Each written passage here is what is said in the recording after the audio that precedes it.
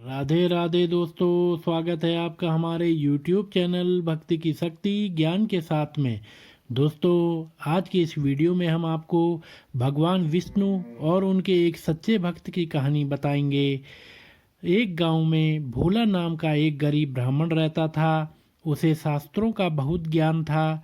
उसके पास गांव का कोई व्यक्ति कुछ पूछने आता था तो वह उसकी परेशानी का उपाय बता देता था।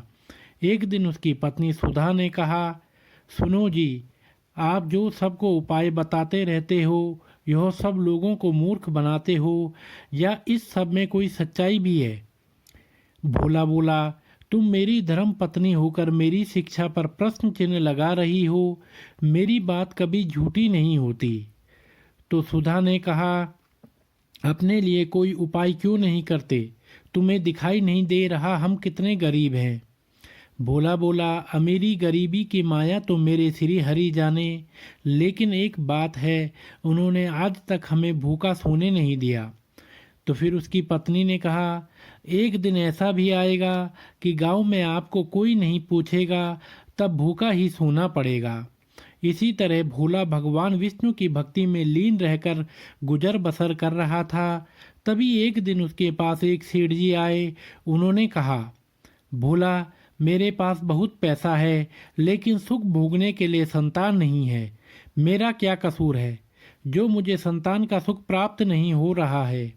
सेठ जी, आपके पिछले जन्म के कर्मों के कारण आपके घर में संतान नहीं है। भोला ने कहा, पिछले जन्म में आप एक शिकारी थे। आपने एक चिड़िया को मार दिया था। वह अपने बच्चों के लिए दाना लेने गई थी, जिससे उसके बच्चे भूख से तड़प कर मर गए। इसी कारण इस जन्म में आपको संतान का सुख नहीं मिल पाया है। तो सेठ जी ने कहा, पंडित जी, कोई तो उपाय होगा। भोला, सेठ जी, जब आपके पाप कर्म समाप्त हो जाएंगे तो आपको यह सुख मिल सकता है। इसके लिए इंतजार करना होगा।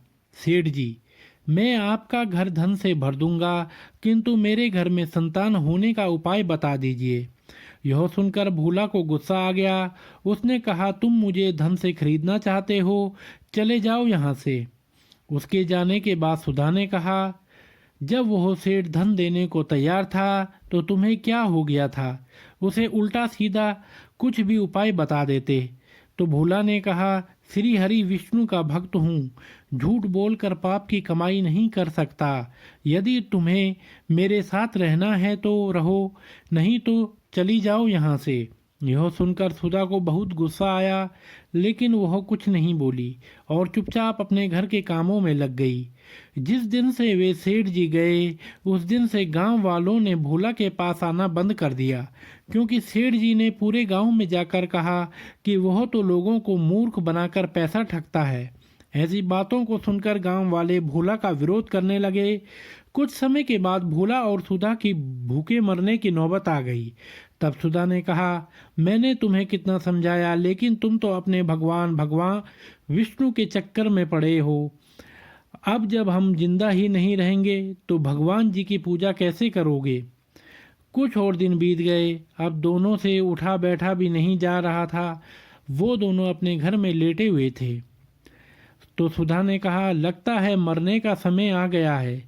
तो भोला बोला, मुझे तो लगता है कि भगवान से मिलने का समय आ गया है। तू भी आखिरी समय में भगवान श्री हरि का ध्यान कर ले। तो भोला और सुधा दोनों श्री हरि भगवान विष्णु का ध्यान करने लगते हैं। उसी समय भगवान श्री हरि विष्णु उन्हें दर्शन देने के लिए प्रकट हो जाते हैं।